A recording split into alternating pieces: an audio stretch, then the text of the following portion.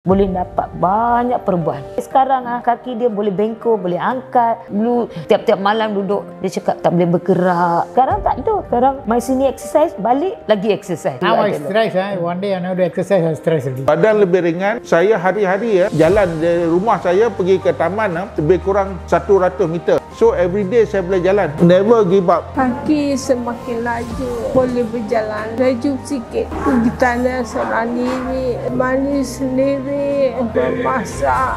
Confident lebih lah dekat rumah.